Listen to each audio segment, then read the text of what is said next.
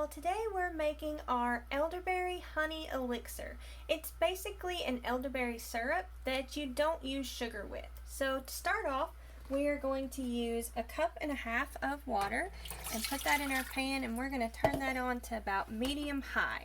Now we like to fortify our syrups with our elixirs with different vitamins. We're going to use 100 milligrams of zinc, 2,000 milligrams of vitamin C, and 800 milligrams of Echinacea. And to do that, all we do is we take the supplements and grind them up in this pill crusher. So we're going to add that to the water so it can dissolve. You don't have to do this step. You can if you want to. Just be sure whatever you do, you don't overdo it, and no one is allergic to anything that's going in here. Okay, and then the next thing we're going to add is 1/2 cup of dried elderberries. You can also use fresh in this recipe. If you do, you need to change that to 1 cup. And we're going to add 1/2 cup of strawberries.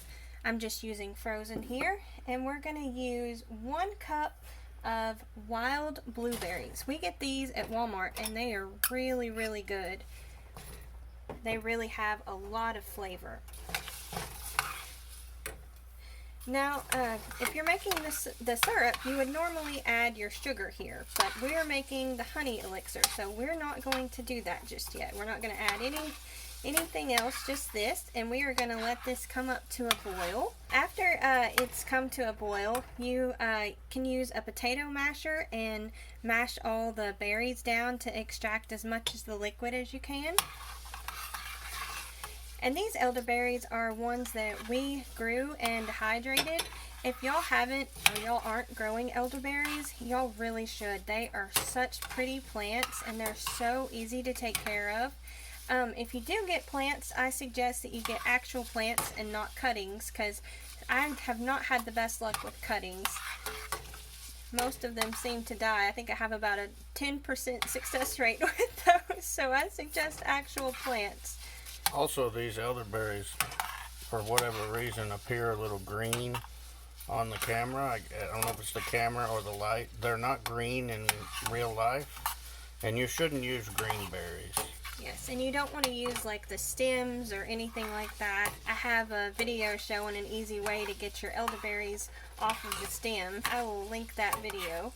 But whenever I first started making all these different things with elderberries, like especially the syrups and the honey elixirs, most people tell you to make it with really strong spices and flavors like cinnamon and ginger and things like that, and no one in my family would eat that.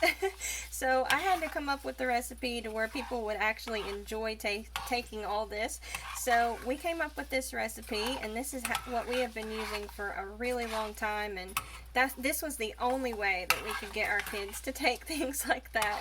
But I have a recipe out for the elderberry syrup if y'all would like to check that out, and I make all kinds of different things with elderberries. We make gummies, and I'm trying to remember what all else. We make a soda with like a carbonated drink and all kinds of different things. So y'all be sure and subscribe, because we'll have lots of elderberry videos. But I think we're just going to let this come up to a boil. And once it comes up to a boil, I'm going to use the potato masher and extract as much of the goodness out of all these berries that I can. And we're going to let it boil or simmer for about 20 minutes or so. And we're going to let it sit and cool for 10 minutes. And then I will show you what we do after that.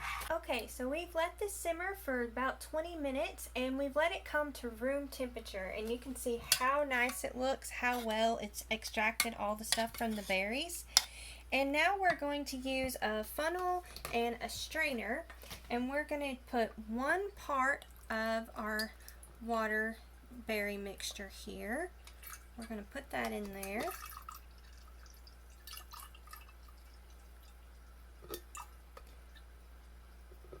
Try to get all that in there. Sometimes your berries keep your liquid from going in. Alright, we're going to keep adding more.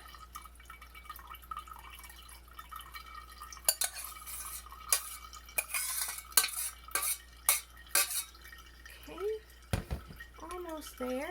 Gonna get about 1 cup. That way our math's easier to figure here. I think we're pretty much gonna be right there. It's about all we're gonna get.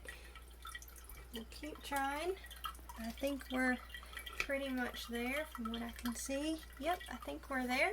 Okay, now the reason that we're doing this at room temperature is because we do not want to kill any of the good, raw, filtered, unfiltered stuff in our honey here. Now, if you did it when it was really hot, your honey would no longer be raw. And we go to a local feed store and get some that is local to us.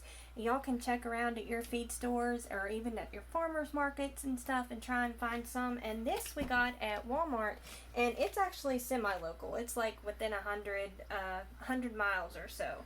So we're going to use this, and it's brand new, so we got to get it opened here. So now we have our 1 part of the liquid with the elderberries, and we're going to add 1.5 parts of honey. Okay, so that'll be 1.5 cups. We'll add it to there. Okay, we're right there.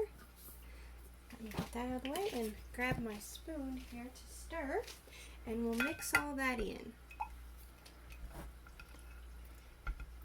And it may take just a little bit to mix it all in, but you can see it's already starting to get nice and thick with all the honey there. A lot of people do this 1-to-1, and I find that it is way too liquidy. It's not like a nice coating consistency that's really nice, like whenever you're sick or your throat hurts. That's really nice with the honey there. And if you add too much liquid, it kind of is more water than the honey, and we like it to coat our throat. That's really helpful when you don't feel good. So that's kind of the consistency that we have there. So you just store this in the refrigerator for about 6 months or so is about how long it'll last. And you use up to a tablespoon. You can do that once a day, and some people say that you can do that every few hours. If you're feeling sick, you just do whatever you feel comfortable doing. And I guess that's all. Thank you all so much for watching. Don't forget to like, comment, and subscribe, because I'll have more elderberry videos coming out, and I do all kinds of other fun things. I do lots of recipe videos and garden videos, and I think that's all. I hope y'all stay and continue to watch, and thank y'all so much. Take care, and we'll see you next time.